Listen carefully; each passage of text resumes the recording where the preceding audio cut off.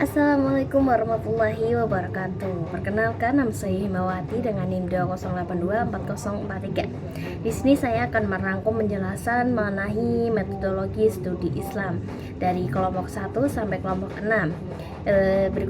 Berikut adalah kelompok yang pertama yang berjudul Pengantar Metodologi Islam. Metodologi studi Islam adalah pendekatan dan cara terstruktur untuk memahami ajaran, sejarah, dan penerapan Islam dalam kehidupan. Studi ini menjadi penting agar pemahaman terhadap Islam tidak kaku dan dapat menjawab tantangan zaman. Yang pertama ada metode. Metode adalah cara praktis dan sistematis untuk mencapai tujuan. Yang kedua ada metodologi, adalah ilmu tentang metode, prinsip, dan prosedur yang digunakan untuk mendekati masalah. Yang ketiga ada paradigma, adalah kerangka berpikir atau pandangan dasar yang dianut komunitas ilmuwan. Yang keempat ada pendekatan, adalah cara memperlakukan atau memandang suatu persoalan. Yang poin selanjutnya yaitu urgensi, mempelajari metodologi studi Islam. Yang pertama memberikan solusi alternatif terhadap berbagai problematik umat, serta meningkatkan kualitas iman dan takwa, membentuk kepribadian yang Islam berdasarkan Al-Quran dan As-Sunnah. Yang terakhir memperkaya wawasan dan pengetahuan baik ilmu, agama maupun umum. Yang selanjutnya aspek sasaran studi Islam.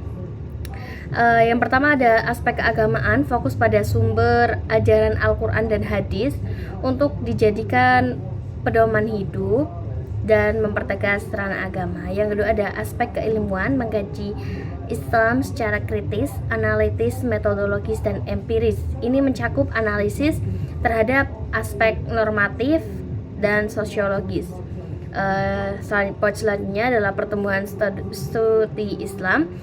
Studi Islam dengan pendekatan metodologis dimulai sekitar abad 2 Hijriah. Ini ditandai dengan perkembangannya berbagai disiplin ilmu keislaman seperti ilmu kalam, usul fikih, ilmu hadis, ilmu tafsir.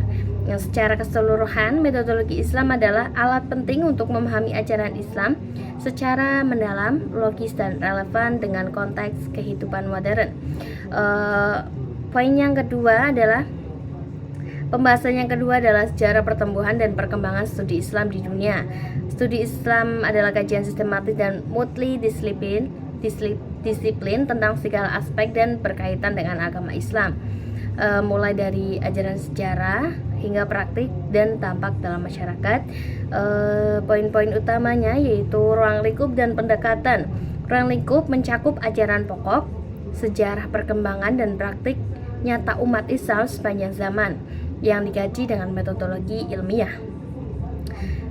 Pendekatannya yang pertama ada historis, memahami perkembangan Islam sesuai kronologis dan konteks sejarahnya. Yang kedua ada teologis, fokus pada analisis doktrin, kepercayaan, dan syariah akidah. Yang ketiga ada sosiologis, memandang Islam sebagai fenomena sosial yang berinteraksi dengan struktur masyarakat, politik, dan ekonomi. Faktor pembeda perkembangan Islam dari masa ke masa. Yang pertama adalah ada periode klasik tahun 610 sampai 1250 Masehi. Yang kedua ada periode pertengahan 1250 sampai 1800 Masehi. Yang selanjutnya periode modern dimulai dari 1800 Masehi sampai sekarang. Poin selanjutnya pusat-pusat peradaban Islam. Studi Islam awalnya berpusat di masjid pada masa Nabi, kemudian berkembang di berbagai kota seperti Mekah, Madinah, Kufah, dan Damaskus. Pada masa keemasan, pusat studi bergeser ke Baghdad, Baitul Al-Hikmah, Kairo, Universitas Al-Azhar, dan Cordova, Spanyol, yang menjadi jembatan transfer ilmu pengetahuan dunia barat.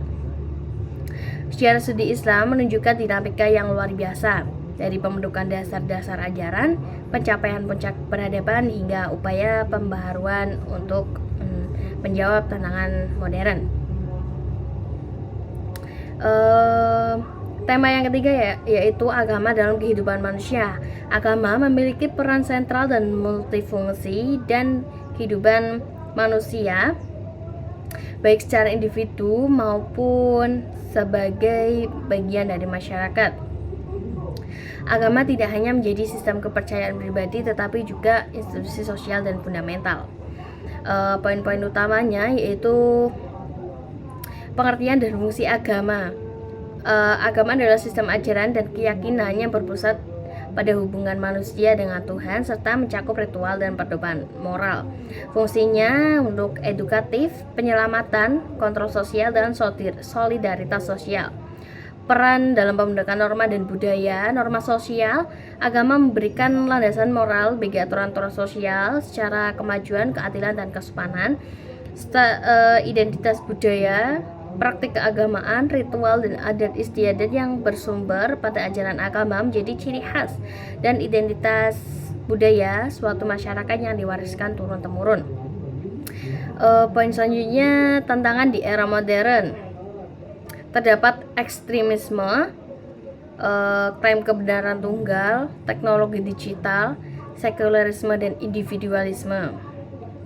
Untuk menghadapi tantangan tersebut diperlukan pendekatan agama yang moderat, inklusif, serta pengetahuan literasi digital agar agama tetap relevan dan berfungsi sebagai perekat sosial yang membawa kedamaian.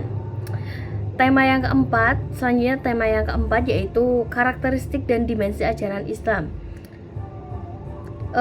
Islam memiliki karakteristik ajaran yang khas, komprehensif, dan universal yang bersumber dari Al-Quran dan hadis. Ajaran ini mencakup seluruh aspek kehidupan manusia. Poin utama pembahasannya yaitu yang pertama, definisi karakteristik ajaran Islam. Merupakan ciri khas dari ajaran Islam yang mengatur berbagai bidang kehidupan manusia seperti agama, sosial, ekonomi, politik, dan pengetahuan, yang semuanya berpedoman pada Al-Quran dan hadis. Dimensi ajaran Islam. Ada akidah, ibadah, akhlak, muamalah. Selanjutnya adalah penerapan dalam kehidupan sehari-hari. Ajaran Islam ini diterapkan dalam berbagai bidang kehidupan seperti agama, mengakui pluralitas namun menolak sinkretisme. Ada ilmu budaya, ada ilmu pendidikan, ilmu sosial, dan ilmu ekonomi. Faktor-faktor yang mempengaruhi pemahaman seorang terhadap ajaran Islam dipengaruhi oleh pengaruh sosial, pengalaman, kebutuhan, proses berpikir.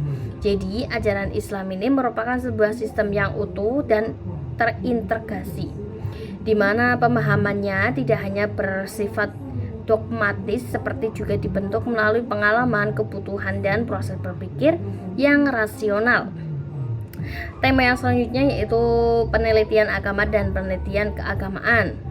Penelitian agama merupakan upaya ilmiah yang sistematis dan objektif untuk mengkaji fenomena yang berkaitan dengan agama, meski agama bersumber dari wahyu dan absolut. Ia juga hadir sebagai realitas sosial kultural yang bisa diamati dan diteliti. Poin utama pembahasannya yaitu perbedaan mendasar. Terdapat perbedaan antara penelitian agama dan penelitian keagamaan. Yang kedua, penelitian agama fokus pada ajaran dasar doktrin dan bersumber pada kitab hadis. Kajian ini bersifat normatif dan menyangkut substansi agama seperti kalam, fikih, dan tasawuf.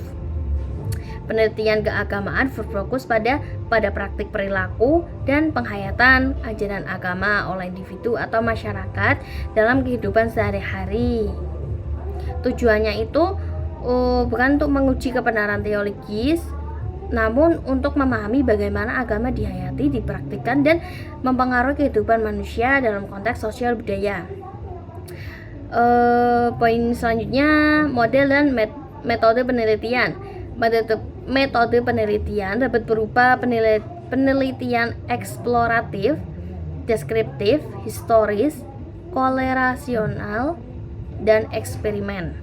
Metode pendekatan menggunakan berbagai metode dari ilmu sosial seperti analisis sejarah, analisis lintas budaya, observatif, partisipatif, survei, dan analisis isi.